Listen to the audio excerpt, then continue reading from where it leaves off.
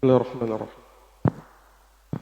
Assalamualaikum warahmatullahi wabarakatuh.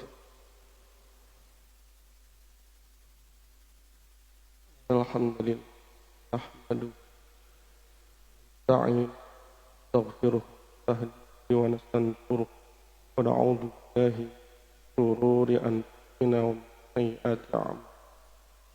Man yahdihillahu fala mudilla lahu wa man yudlil fala hadiya lahu. Asyhadu an la ilaha illallah wahdahu la syarika lah. Asyhadu anna sayyidina Muhammadan abduhu wa rasuluhu la nabiyya ba'dahu. Allahumma shalli wa sallim alaihi wa ala alihi wa ashabihi wa azwajihi wa dhurriyyatihi wa man tabi'ahu ila yaumil qiyamah. Rabbi shrah li sadri wa yassir li amri wahlul 'uqdatam min lisani yafqahu qawli. Subhanaka la ilma lana illa ma 'allamtana anta 'alim. Rabbana atina ba'da idh hadaytana wa hab lana min ladunka rahmah innaka antal wahhab. Rabbana la tu'akhidna in nasina aw akhtana. Rabbana wa la tahmil 'alaina isran kama hamaltahu 'alal ladzina min qablina. Rabbana wa la tuhammilna ma la taqata lana bih wa'fu 'anna waghfir lana warhamna. Rabbana iftah bainana wa baina qaumina bil haqq wa anta khairul fatihin. Al-Fatihah. A'udzu billahi minasyaitonir rajim.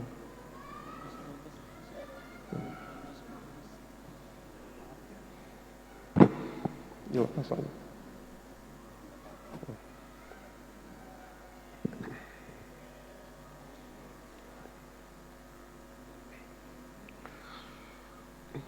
Hadirin jamaah salat maghrib yang dirahmati Allah. Puji syukur bahwa atas izin Allah kita kembali dipertemukan dalam majelis yang penuh berkah ini. Mudah-mudahan silaturahmi kita di setiap minggu kedua di setiap bulan, mudah-mudahan seperti apa yang dijanjikan oleh Allah, disampaikan oleh baginda Nabi, man salaka tariqan yaltamis fihi ilman sahhalallahu lahu tariqan ilal jannah. Orang yang meniti jalan mencari ilmu, mudah-mudahan Allah berikan kemudahan baginya.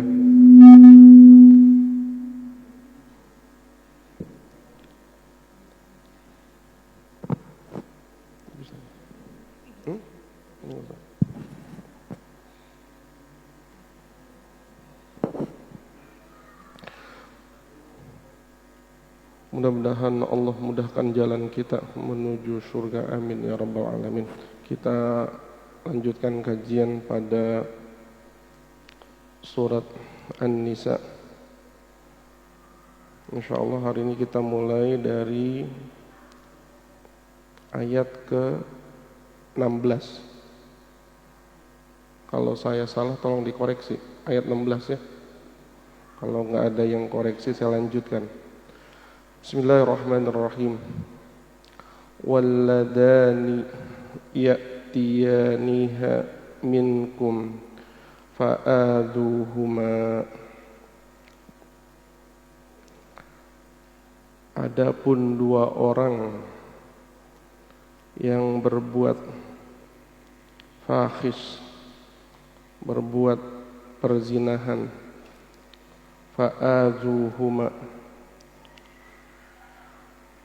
maka sakitilah mereka, dicercak, dihina. Ini karena jatuh hukumnya sebelum ayat az-zaniyatu waz-zani fajlidu kulla wahidim minhuma mi'ata jaldah. Jadi dulu sebelum ayat ini turun, hukuman bagi orang yang berlaku zina, ya, fa'azuhuma, kemana-mana, dihina, dicaci, bahkan ada yang lempar sendal dulu gitu. Jadi ini kita masih membicarakan hukum yang berlaku sebelum turunnya az-zaniyatu waz-zani. Al-zani di sini seperti kebiasaan ilmu bahasa Arab, bisa yang dibicarakan dua orang, yang satu laki, satu perempuan. Umumnya kalau berzinah begitu, ada laki, ada perempuan. Tetapi hikmah terbesar kemudian Allah menggunakan kata al-ladzani yang pastinya hanya dipakai untuk menunjukkan keberadaan dua orang sama-sama laki-laki.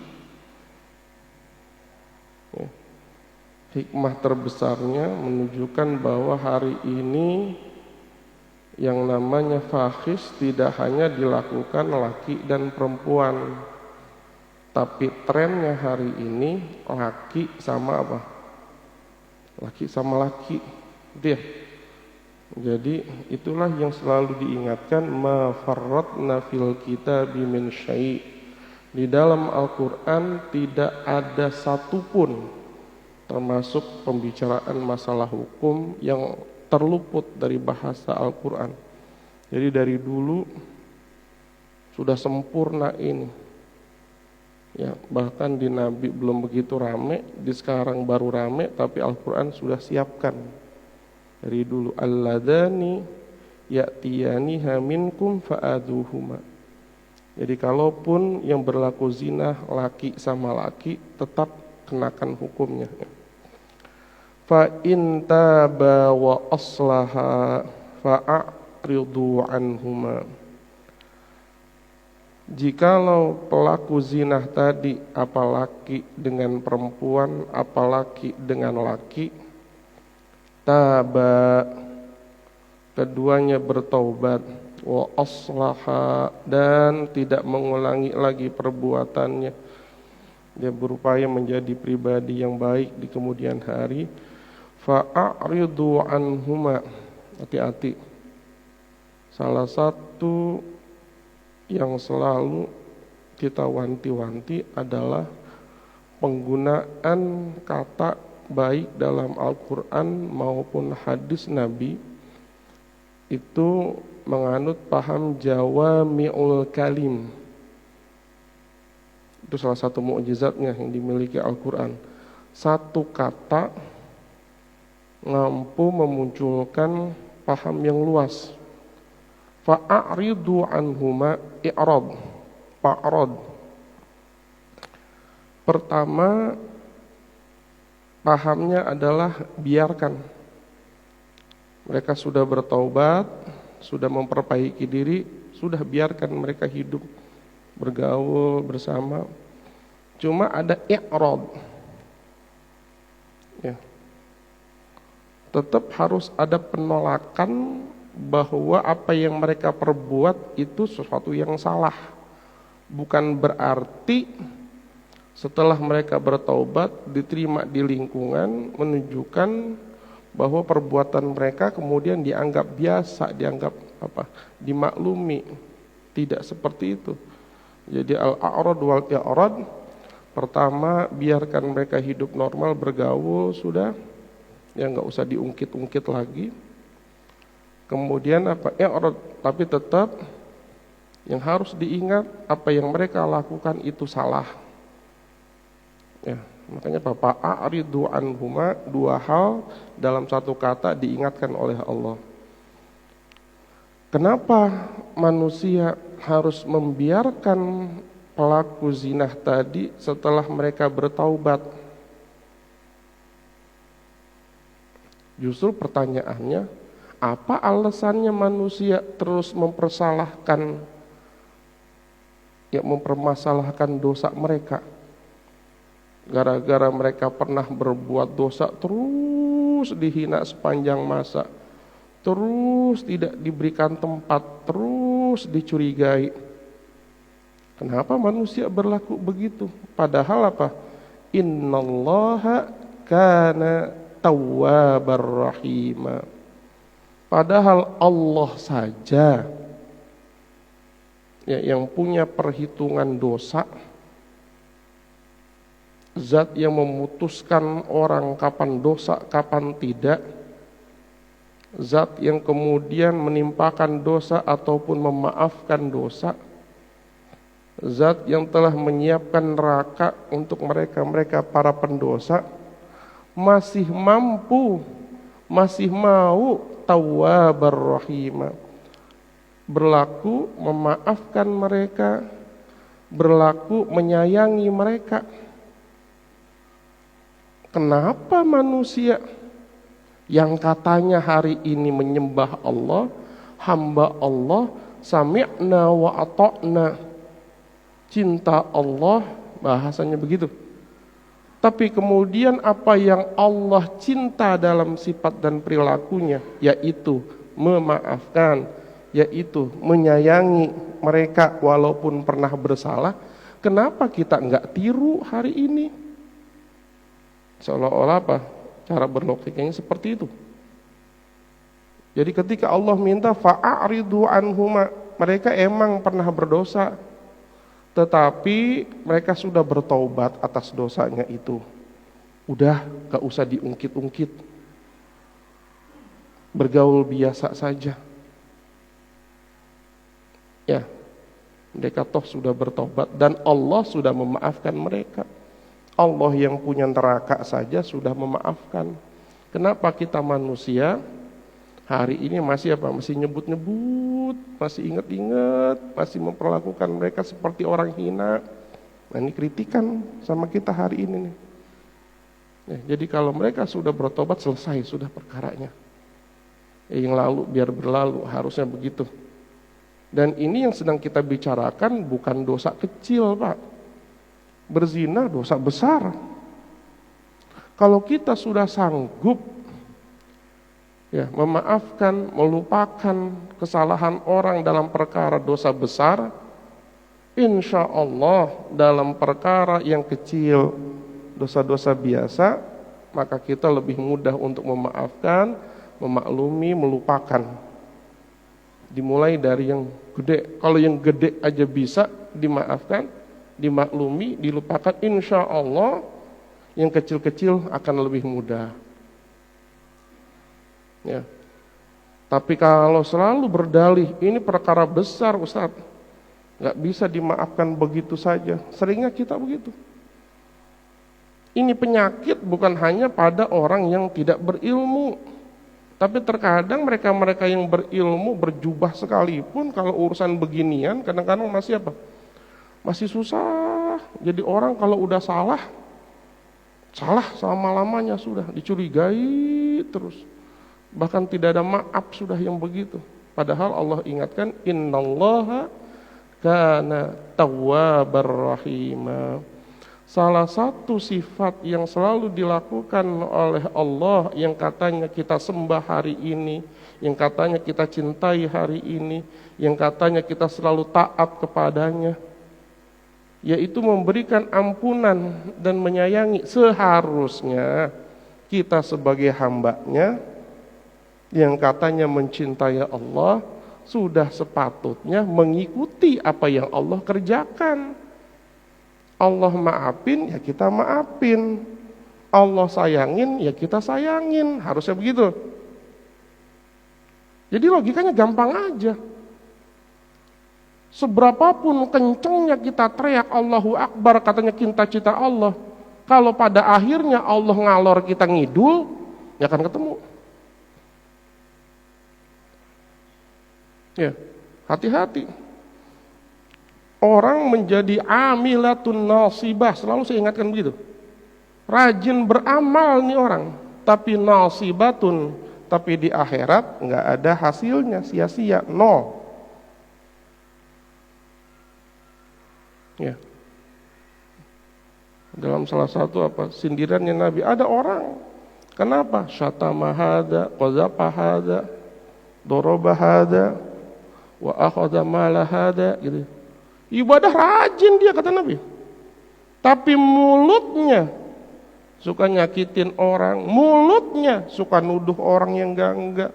Tangannya suka bersikap yang enggak. Bisnisnya suka ngambil harta yang enggak. Habis yang begitu. Minal muflisin. Ntar di akhirat bangkrut dia.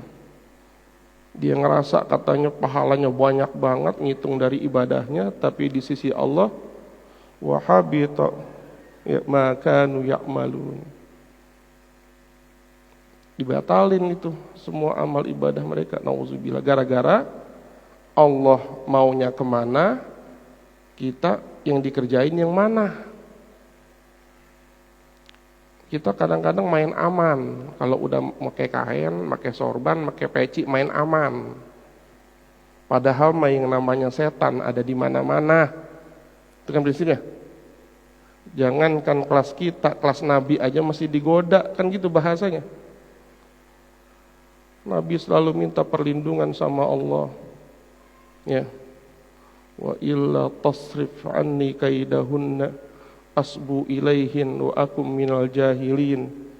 Nabi Yusuf nangis-nangis minta sama Allah, ya Allah, jauhin itu tipu daya perempuan, godaan perempuan. Kalau engkau enggak jauhin ya Allah, bisa kecebur saya. Kalau sudah kecebur, saya jadi orang yang bodoh nanti, termasuk orang bodoh. Nabi aja minta. Enggak main aman, mentang-mentang Nabi gitu main aman. Seharusnya kita juga begitu. Kita pakai kain, pakai sorban, pakai peci, mau ibadah tetap waspada. Ya, sampai-sampai Nabi pernah sindir apa? Dinarun anfaqtahu fi sabilillah. Ya. Kadang kamu suka beri uang nyumbang di jalan Allah, rajin buat masjid, rajin. Ada kalanya buat budak kasih, ada kalanya sodaqtahu ala miskin, kamu kasih ke orang miskin, rajin kamu. Tapi tahu nggak, katakan, a'zamahum ajran, justru yang paling gede pahalanya dalam urusan memberi, alladzi anfaqtahu ila ahlik, apa yang kamu berikan kepada anak istri. Itu aja Nabi ngingetin begitu. Jangan sampai ada kejadian terkenal kemana-mana dermawan, tapi anak istri di rumah, anak jajan susah, gitu ya, istri belanja susah, tapi dia kemana-mana sama temannya traktir, yuk restoran, ya, sama namanya panti asuhan, ayo dijamin sama dia. Ya, orang miskin peduli, tapi istrinya nangis-nangis di rumah, tapi anaknya nangis-nangis di rumah. Terbalik. Padahal Allah selalu mengingatkan, ma taqarraba ilayya abdi. Ya. Cara taqarrub, cara hambaku mendekatkan diri kepadaku, tidak ada yang lebih aku cintai, kata Allah, kecuali dia selalu mendahulukan apa yang aku wajibkan kepada dia. Bahwa bagi seorang suami, menafkahi anak istri jauh lebih wajib, sementara memberikan ke yatim miskin orang lain jatuhnya sunnah atau fardu kifayah. Ya, kalaupun pun dinaikin dikit. Kita seringkali kalau kata orang tua, tanpa sadar yang terjadi, nyari jarum kampak hilang, gitu ya. Ada pepatah di kita gitu.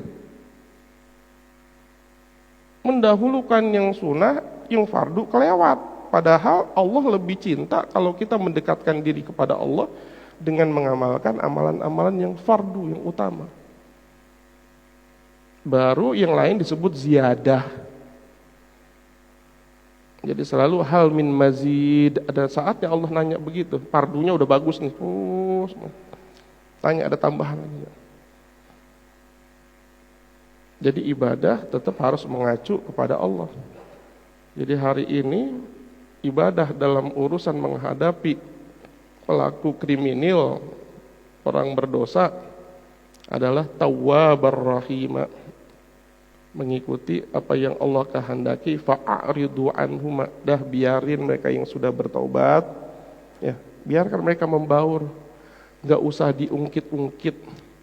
Itu mata jangan sambil masih memercingkan mata tanda menghina dia, jangan, enggak usah. Urusan dia sama Allah sudah selesai. Ya, itu ayat yang pertama yang kita bahas. Berikutnya Allah masih tekankan innamat taubatu 'alallah. Sesungguhnya yang namanya taubat, kalau ada orang bertaubat, 'alallah. Kebanyakan kita mengartikannya itu taubat kepada Allah. Padahal innamat taubatu 'alallah. Kalau ada orang taubat 'alallah, maka wajib bagi Allah untuk menerima taubat. Allah mewajibkan dirinya sendiri. Kalau ada orang berdosa, nangis-nangis, sujud-sujud bertaubat, maka Allah mewajibkan diri sendiri untuk mengampuni itu orang. Walaupun paham ini kemudian sama kelompok Islam Mu'tazilah ditolak. Enggak ada yang bisa mewajibkan Allah. Ya. Tapi lain halnya kata Ahlus Sunnah wal Jamaah, ketika Allah mewajibkan dirinya sendiri. Memang memerintah itu butuh ada yang di atas, butuh ada yang di bawah diperintah. Kewajiban itu adalah perintah dari atas ke bawah. Makanya orang-orang begini nggak mau mengartikan innamat taubatu 'alallah. Ketika ada orang taubat wajib bagi Allah, mereka nggak mau. Makanya cukup aneh kalau terjemahan Al-Quran di Indonesia merujuk kepada Depag, innamat taubatu 'alallah. Taubat kepada Allah, padahal nggak begitu titiknya. Innamat taubatu 'alallah. Kalau ada orang bertaubat 'alallah, sama kayak kalimat kutiba alaikum. Kalau sudah ala jatuh wajib sudah. Jadi ketika 'alallah maka wajib bagi Allah untuk terima itu. Dengan catatan, ini syarat nih, ya, kapan taubat diterima. Lilladina ya'maluna su'a bijahalah. Taubat Allah terima, Allah ampuni. Pertama, alladina ya'maluna su'a bijahalah. Kalau dia ngerjain ngerjain dosa, maksiat bijahalah. Karena mendadak jahalah, mendadak bodoh. Orang Islam berbuat dosa nggak ada yang pinter. Karena kalau dia pinter, dia udah ngaji di taklim nih, dia pinter, bener-bener pinter, maka dia bisa mempertimbangkan bahwa kalau berdosa itu salah, berdosa itu melawan Allah, hasilnya neraka. Otaknya jalan seperti biasa, maka orang itu tidak akan mengerjakan maksiat. Tetapi ada saat ini hati tertutup, otak tertutup. Karena apa? Tadi itu, dorongan hawa nafsu. Sebagai bukti tadi yang saya sampaikan ayat Nabi Yusuf bilang, aku minal jahilin. Ya Allah, kalau sampai aku tergoda perempuan, aku minal jahilin. Aku itu termasuk orang-orang yang jahil, orang-orang yang bodoh. Nabi saja yang ukurannya cerdas, gitu ya. Kan sifat Nabi itu sidik, amanah gitu ya. Tabligh fatonah kan gitu ya. Fatonah itu benar-benar cendekia gitu. Cerdas, bijaksana. Tetapi Nabi Yusuf sempat bilang aku minal jahilin. Kalau aku sempat tergoda perempuan, maka aku saat itu berlaku jahil. Klop dengan ayat Allah ini. Mereka yang berbuat dosa bijahalah.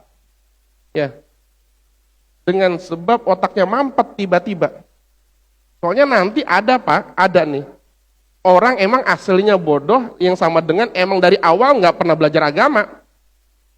Ya, ada orang Islam dari awal nggak belajar agama dia mah. Tiba-tiba yang haram kemakan, yang apa baik gitu, dia dagangnya semau-maunya dia gitu. itu adalah bagian yang dimaaf oleh Allah karena dia nggak tahu ilmunya. Beda lagi nih. Nanti ada juga orang melakukan dosa benar-benar dengan sadar. Seperti contohnya apa? Hukum sholat, hukum ninggalin sholat. Kalau dia memang ada sebab yang diterima syar'i, lupa, tiduran, ya atau ada hal-hal yang lain gitu ya. Kemudian sampai keluar waktu sholat, dia tinggalin tadi sholat yang tadi itu. Maka dia masih ada kesempatan. Tapi kalau dia benar-benar menganggap, udah santai aja, nggak sholat juga nggak apa-apa yang udah-udah. Ya, dengan penuh kesadaran dan meremehkan itu sholat, ya itu sampai jatuh kafir hukumnya. Nah maka ini yang dibahas oleh Allah adalah mereka, sebetulnya mereka ini tahu agama, belajar rutin di taklim, tapi gara-gara kalah sama godaan nafsu, maka dia mendadak tiba-tiba jadi apa? Jadi orang bodoh. Gak bisa memperhitungkan bahwa itu dimurkai Allah, bahwa itu akan mendapatkan azab Allah. Gak sadar dia itu. Nah kalau yang begitu kata Allah, yang begitu dia taubat, pasti diampuni oleh Allah. Walaupun kemudian setelah dia taubat terjebak lagi, bijahalah lagi. Namanya manusia kan terus-menerus digoda oleh setan. Ya. Jadi bijahalah, dia taubat. Jadi ini ayat enggak membahas orang yang bodoh dari awal, enggak ngaji, enggak belajar agama, tiba-tiba apa? Dagang main curang, itu mah lain perkara sudah dari awal itu mau udah dimaaf sama Allah karena memang kebodohannya dia. Ini ayat tidak termasuk orang yang berbuat dosa secara sadar. Nantang sudah. Jadi kalaupun dia bertobat, kalaupun pada akhirnya Allah nggak ampuni, emang keluar dari jalur ini. Aturan taubat mereka yang bertobat lalu Allah terima adalah kalau dia melakukan dosa bijahalah. Yang otaknya mampet tiba-tiba. Karena godaan nafsu, ya. Nafsu macam-macam udah.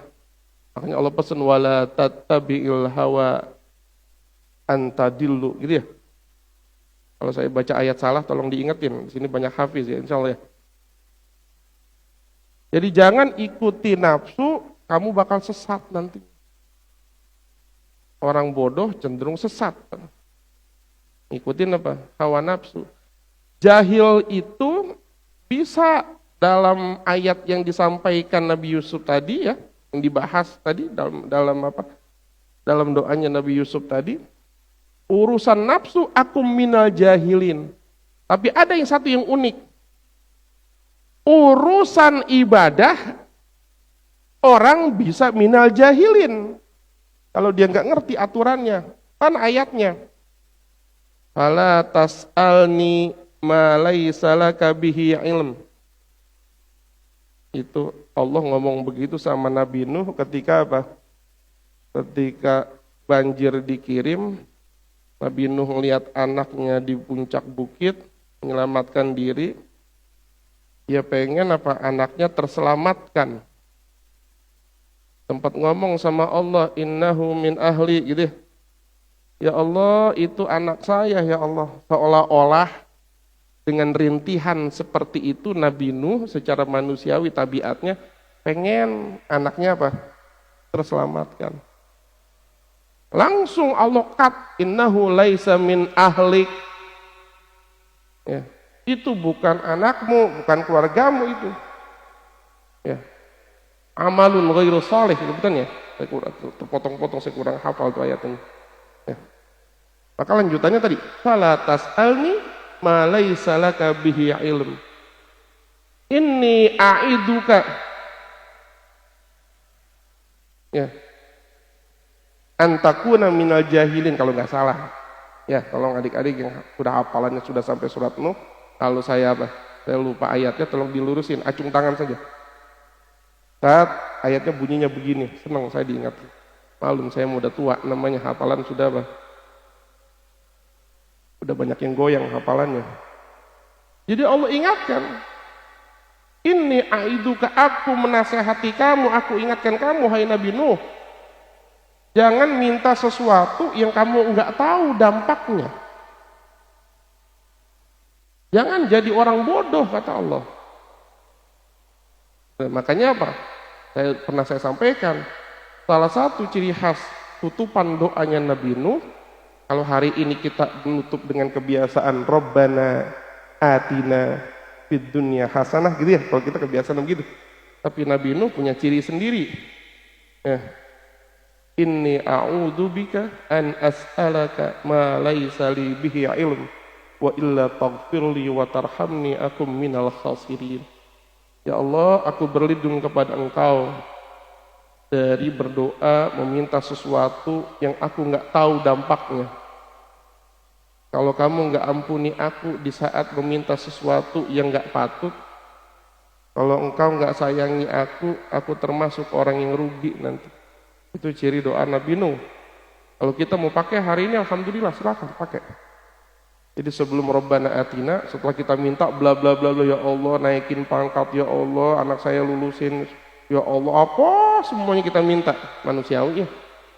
Nah, supaya kita tidak terjebak minta sesuatu yang sebetulnya nggak patut untuk kita, tutup saja.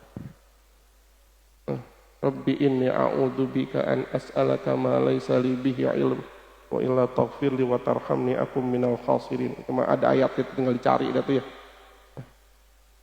Jadi minta maaf kalau tadi doa kita yang kita ajukan kepada Allah ada apa? Ada hal-hal kurang pantas. Baik, saya lanjutkan lagi ke kajian ayat ini. Yang pertama tadi, taubat diterima oleh Allah bijahalah. Kalau dia kerjakan sebetulnya dia ada ilmu, tapi karena tergoda nafsu setan, ada mampetnya itu otak. Ntar ingat lagi tobat, tapi kemudian seminggu kemudian, sebulan kemudian, setahun kemudian ada masalah lagi, tergoda nafsu lagi gitu ya, bijahalah lagi. Tapi dia selalu apa? Selalu berakhir bertobat kepada Allah. Tsumma yatubuna min qarib. Catatan kedua, syarat kedua taubat diterima oleh Allah, yatubuna min qarib. Dia masa bertaubatnya itu min qarib, enggak lama. Untung ayatnya min qarib. Kalau ayatnya langsung yatubuna qariban, susah kita. Bedanya di mana? Kalau enggak pakai min, maka saat ini kita berdosa, habis itu langsung spontan minta ampun sama Allah, baru diterima. Sayangnya keadaan seperti itu, kapan kita dosa langsung eling, langsung taubat, jarang terjadi di diri kita. Biasanya lama kita baru apa? Baru sadar diri. Lama baru bisa nangis. Umur 30-40 tahun baru sujudnya lama, padahal yang diingat dosa-dosa dia waktu 17 tahun dulu. Ya, lama sekali. Kalau seandainya nggak pakai min, dosa di umur 17 tahun baru kita mintain di 40 tahun, nggak kaci sudah, kalau bahasa orang Bekasi mah. Nggak dianggap. Untungnya pakai min, yatubuna min qarib. Mana ukuran min qarib? Itu nanti ada di bawah jawabannya. Tapi saya dahulukan saja nanti sebagai penguat saja dalil ayat bawahnya. Min qarib itu bentangannya antara dosa dia sampai ajal dia. Itu ya. Walaupun dia dosa di umur 17 tahun, mau dia tobatnya di umur 30 tahun kek, mau dia tobatnya di umur 40 tahun kek, gitu maksudnya. Selama belum mentok di ajal dia, itu masih bentangan waktu min qarib. Masih Allah dengerin. Itu hebatnya Allah taruh kata min. Seandainya kata apa para ulama min nggak ada ini. Termasuk Ibnu Abbas yang selalu mengingatkan, gara-gara ada min itulah bentangan waktu jadi apa? Panjang. Dari mulai dia dosa sampai dia datang ajalnya. Nanti dalil penguatnya ada di bawah. Fa'ulaika yatubullahu alaihim. Kalau itu syarat dipenuhi, Baru kata Allah, ulaika, mereka itulah yatubullahu alaihim, yang taubatnya Allah terima, Allah ampuni dosanya bijahalah, terus minta ampunnya sebelum ajal gitu. Wa kanallahu aliman hakima. Kenapa bisa begitu prosedurnya? Karena Allah aliman, tahu yang kita nggak tahu. Kenapa ini orang ketika dosa nggak buru-buru taubat? Tahu Allah sebabnya apa. Dengan pengetahuan itulah Allah kemudian bersifat hakim, bijaksana. Kita nggak jadi bijak karena dalam setiap masalah orang kita nggak tahu menyeluruh. Kadang menilai kulitnya doang, sehingga cenderung kalau kita menghukum apa-apa saklek, kasar jadinya. Tapi karena Allah tahu segala hal, pertimbangannya penuh jadinya. Jadi Allah cenderung hakim. Ini dosa orang sebesar apapun, mau taubatnya dimanapun, masih Allah bisa terima apa? Taubatnya. Ayat berikutnya, walaisatit taubatu lilladzina ya'maluna sayyi'at hatta. Nah, ini yang tadi saya bilang jawaban dari apa? Penguat dari kata min qarib. Walaisatit taubah, dan taubat itu, ampunan itu tidak akan Allah berikan lilladzina ya'maluna sayyi'at, orang yang terus menerus mengerjakan dosa, dosa lagi, nggak ada jeda untuk apa? Nggak ada jeda untuk minta ampun. Ada orang dosa, taubat, yang kemudian kita di Indonesia terkenal dengan sebutan apa? Apa itu? Taubat terus, maksiat jalan.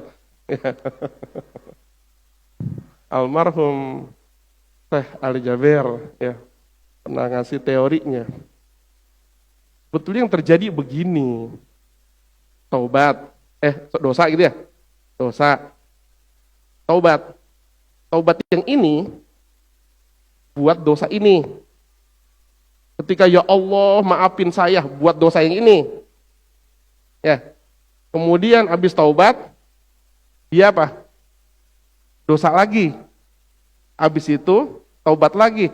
Taubat yang kedua ini untuk dosa yang ini sama untuk pengingkaran yang ini.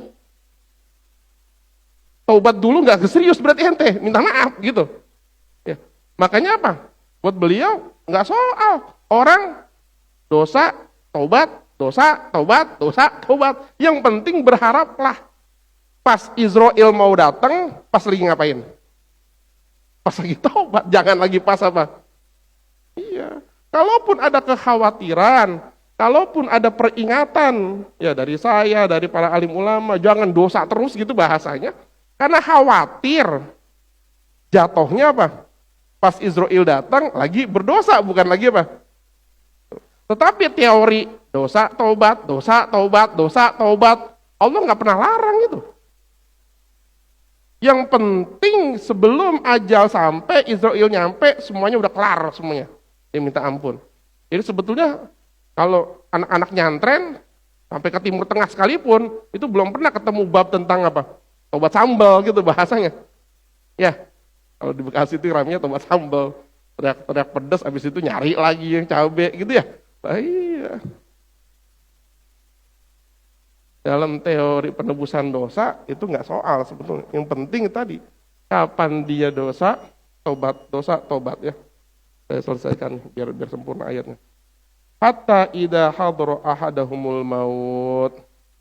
Ya, tidak diterima kalau kematian itu telah apa?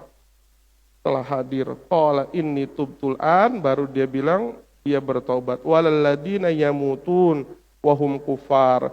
Dan Allah enggak terima orang yang mati dalam kekafiran. Ulaika a'tadna lahum adaban alima. Kafir pas mati baru taubat. Allah enggak terima, dia masuk a'tadna lahum adaban alima, ini khusus buat mereka yang kafir bertaubat. Allah enggak terima, Allah stempel tetap kafir. Dia nerakanya abadan abidin selama-lamanya. Tapi kalau ada orang Islam sampai apa? Sampai mati. Ya, dia baru apa? Ingat taubat, masih bisa dibantu hal lain. Nanti setelah azan baru saya jelaskan lagi. Dengarkan azan dulu. Saya lanjutkan sebagai penutup bahwa kalimat ulaika a'tadna lahum adaban alima itu menjadi khusus buat bagian yang terakhir. Alladzina yamutuna wahum kufar. Selama hidup kafir, sampai mati ajal nyampe, tetap kafir, walaupun kemudian dia sempat kayak Fir'aun menjelang kematiannya mengakui Tuhannya Nabi Musa, nggak diterima itu. Azaban alima selama-lamanya datu. Tetapi untuk orang Islam dengan kasih sayang Allah, secara urusan pribadi, dia dosa, taubat pas ajal, di situ untuk urusan pribadi dianya dengan Allah, dedikat, nggak diterima. Tetapi kalau kemudian permohonan ampun, pertaubatan buat si mayit ini dilakukan oleh anak-anaknya kemudian, ya, itu masih didengerin oleh Allah. Waladun sholihun yad'u lahu. Enaknya jadi orang Islam begitu. Kita perlu bersyukur dan sangat menyadari sayangnya Allah sama kita. Secara prosedur pribadi, dia dosa, nyampe ajal, dia tobat saat itu, kagak didengerin sama Allah. Tetapi dia masih punya peluang ketika tobatnya diteruskan sama siapa? Anak-anaknya yang masih hidup. Makanya penting orang tua selalu mengajarkan anak-anaknya apa? Rabbighfirli wali walidayya, gitu ya. Udah diajarin, itu ada ayatnya di Al-Quran. Saking sayangnya Allah sama kita. Satu, untuk perempuan lebih khusus lagi, lebih istimewa lagi Nabi berikan. Ayyumam ro'atin matat. Gitu ya. Ada istri mati. Selama hidup, dosa ada aja, berantem sama suami, macem-macem tuh. Sampai mati, belum sempat apa? Taubat. Caranya lebih simpel Nabi kasih. Wa zawjuha anha radin dakhalatil jannah.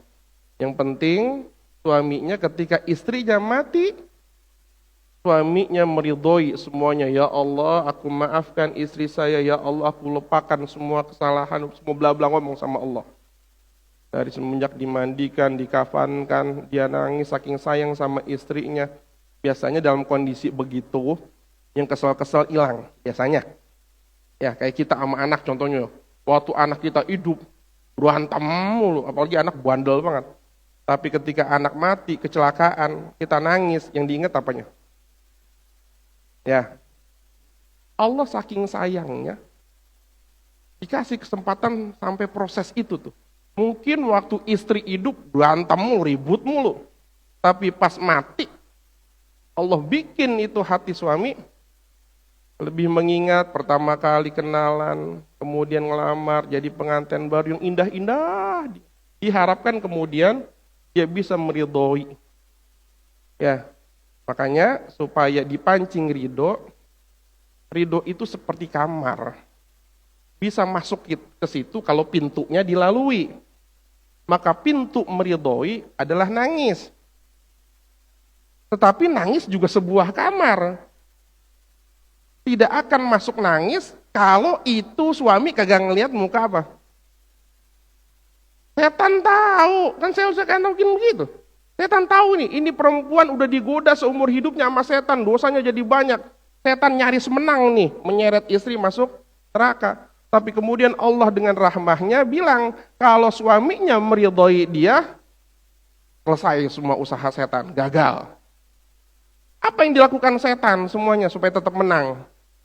Dah suaminya dibikin sibuk ngapain? Ketika istrinya mati. Duduk di gerbang, nyambut tamu. Istrinya mandiin siapa? Istrinya yang ngapanin siapa? Istrinya yang gotong siapa? Istrinya yang nguburin siapa? Hampir nggak ada kesempatan suami untuk merenung masa kebersamaannya dengan apa? Istrinya. Karena setan pengen cut supaya suami jangan apa? Jangan terenyuh hatinya, netes air matanya lalu mengucapkan, ya Allah, aku maafkan seluruh kesalahan istriku. Aku ridhoi dia, dakhalatil jannah. Itu sayangnya Allah sama kita umat muslim.